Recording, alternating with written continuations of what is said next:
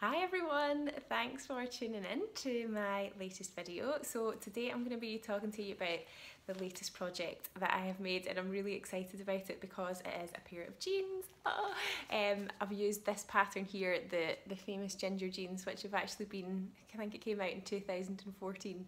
I'm only just joining the party now, but I've just heard so many people talk about these jeans and say how good they are, so I wanted to just get in the action myself because I wear jeans probably about 5 days out of 7, and if I'm not wearing jeans then I'm probably wearing chinos or something. I wear trousers a lot, so it seems kind of silly that I've made so many of my own clothes, but I've not, that sort of key item in my wardrobe I've not actually made myself before. So without further ado, I shall show you my jeans. So I made the high-waisted version, so they probably come up a bit higher than my normal jeans, but I've made quite a lot of shorter tops recently, this being one of them. This is actually the Closet Case Fills Ebony Tee, and it does come up quite short, which is fine when you've got high-waisted jeans, so I quite like the sort of level that they come to. They are skinny jeans, so they are pretty fitted,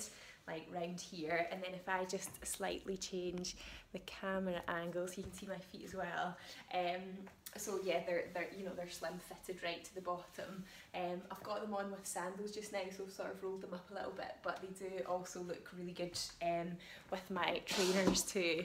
And yeah, obviously I just customised the length to be, they were a bit longer for me. I think I chopped about 4 centimetres off the bottom, but it's always good to have flexibility in the length. So for those of you that are thinking, oh my god, jeans, like, can I make this? Then I want to try and reassure you that yes, you definitely can. The sew along posts that are on the Closet Case Fills website are so good. There's just so much information. The instructions are really good, and I was worried about them, how they would turn out and if they would look okay or not, and I'm like pleasantly surprised at how well they've come out. So I would really encourage you, if you're not sure about it, just give it a go. So I have got lots more photos and like other links and stuff on my blog post, which is linked to this video. So I'll put the link to that below, but I just wanted to show you a couple of things and techniques that I kind of found useful, and that you might find useful too if you want to make the jeans as well. The other thing that I wanted to point out, which is also in the blog post too, but we made up these jeans packs for a show that we did up in Edinburgh back in April, and we've still got some left over, so they're like they were a special show offer, but we're just kind of opening it up to putting it online now, so there's limited stock of them, but this is basically all the hardware that you need. So it's the jeans buttons, the rivets, jeans needles, there's top stitching thread as well, the zip, and then obviously the pattern as well. So we've actually got Morgan ones as well, which is the other Closet Case Fills pattern, but the ginger's the one that I've made. So I'll show you the rivets just close up so you can see they're just on like the corner of the coin pocket,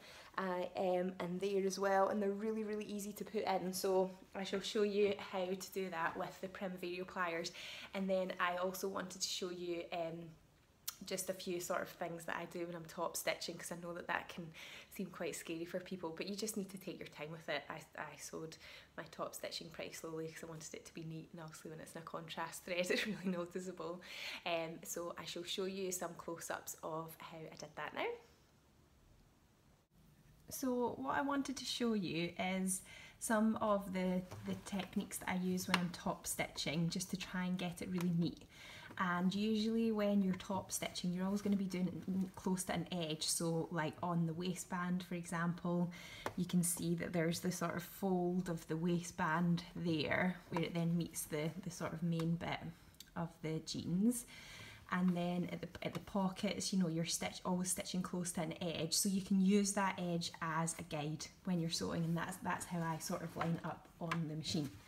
So what I've got in my machine is I've got top stitch thread in the top here, so that is much thicker than normal thread, and in my machine I've got a jeans needle, so it's a much sort of thicker, stronger needle that can go through lots of layers of fabric. And then in my bobbin case I've just got normal regular thread, so the top stitching thread is only in the top.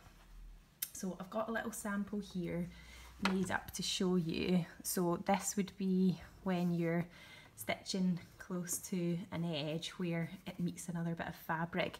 So depending on your machine and whether your needle sort of falls to the left or the centre of the foot, you just need to find some kind of marker to line it up with.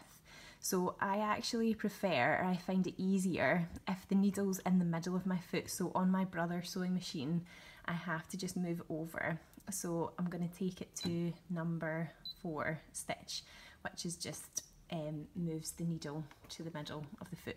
So what I can do now, if I bring the foot a little bit closer to the screen, you can see that there's little kind of indents on the foot. So my needle's going to come down where that middle one is.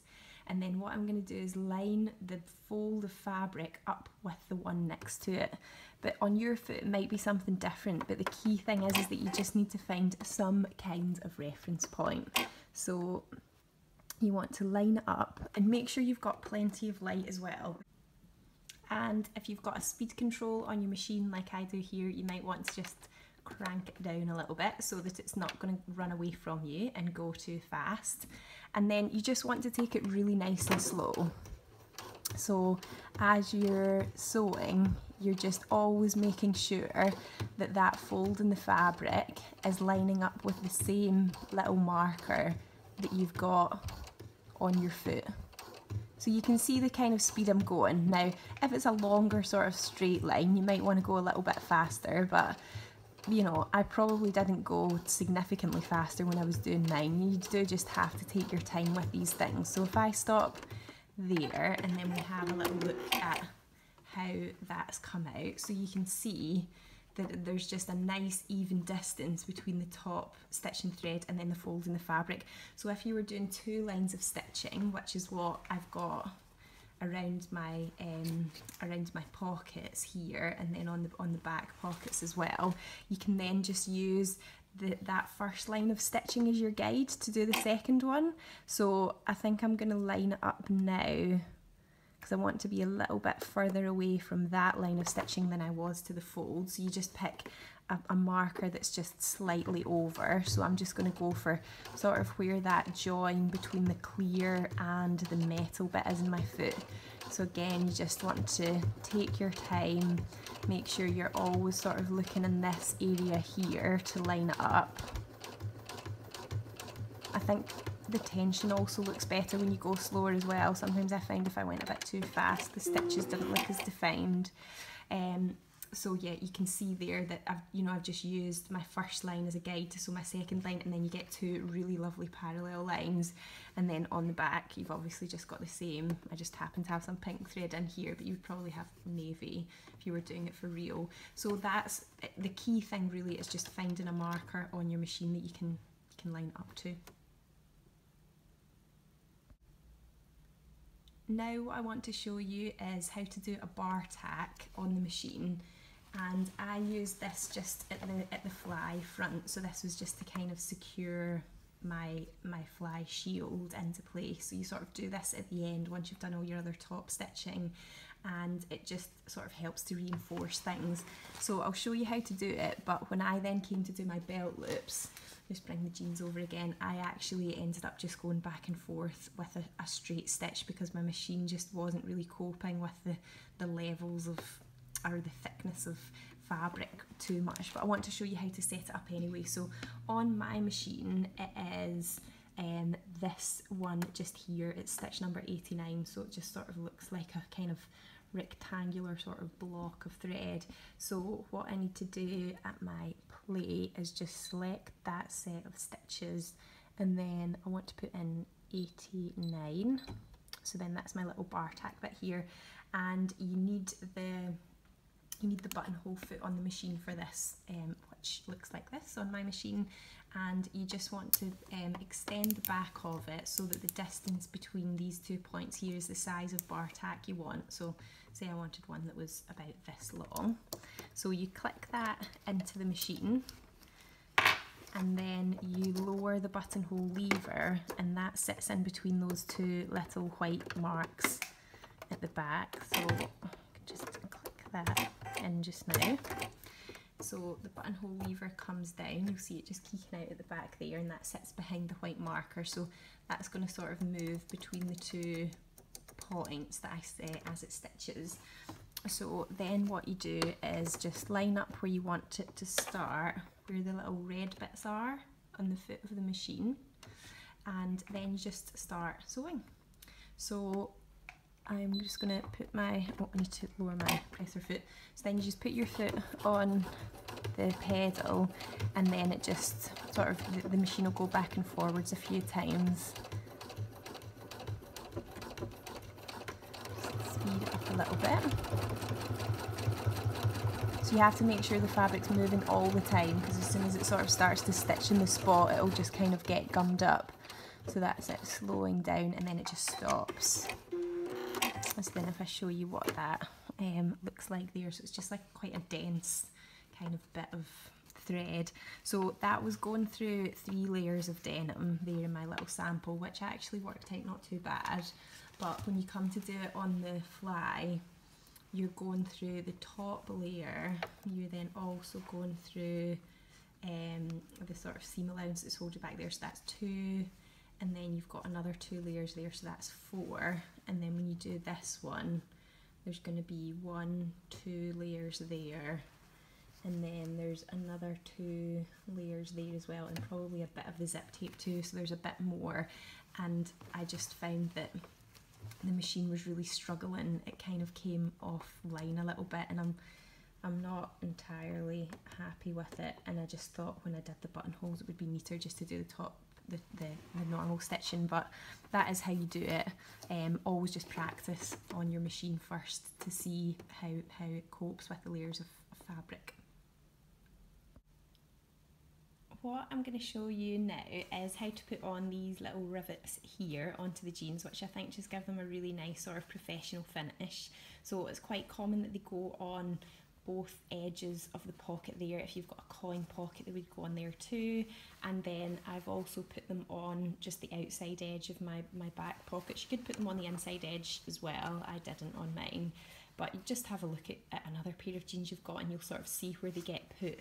But it is quite common that they sort of have them round here. And then I'll also show you how you can put on this jeans button as well using the Vario pliers. So it's really, really easy. So when you get your pack of rivets, it comes with this little tool here, and then it also comes with these little sort of cases that click into the holes here. Let's push that a bit more. Here and here. So if you don't have the Vario pliers, this is what you would have to use, and you would get the 2 sides of your rivet. So you've got a backing plate, which is that, and then you've got they come in either silver or bronze, so then you've got that for the front bit, and then you need to use a hammer to sort of hammer it all together. But I'm going to show you how to do it with the Vario pliers, which I think is just a lot easier.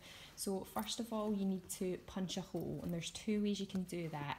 You can either do that with this little sort of disc, which just protects the surface you're working on, or your floor, and this little thing here, which is basically like a cutter or a blade. So you just hammer through all the layers of fabric, and then that would cut the hole for the rivets to go through. Or you can use this prim hole punch here, which we have in the shop. So I did actually manage to use both of these tools here on my jeans. So when you are going a little bit deeper, like when you're trying to get to here, it is a little bit trickier, but I'll show you. You have to just sort of bunch the fabric up, and you can just about reach it. So that's how I put all mine on. So it can be done even when I know the depth here isn't very much, but I still managed it on my jeans. So I'm going to show you on a little offcut of fabric what you need to do. And it might be worth having a practice before you do it on your jeans, and just go through the same number of layers that you'd be going through on your jeans. So if you're doing it on, like here for example, you're going to be going through 2 layers of denim, because you've got your seam allowance, your lining, and then another layer. So if I say I just practice with 4 layers of denim for the sake of it, so fold that over 4 times just now, and then I just selected the smallest hole on my punch. So then you just put that into the fabric, give it a good squeeze, and you'll hear a click, so that just creates a little hole in the fabric. And then you put your little supporting plates for the rivets, so you've got a sort of shaped one and a flat one. So you put them into your vario pliers, and you put, so I'm putting that backing one of the rivets, that's just going to sort of sit in there, and the rubber kind of holds it into place. And then that's my silver one, so it goes sort of face down into there like that. And then I'm just going to place that over here, and then the fabric's all moved, I can't get in through all the holes. Okay, there we go.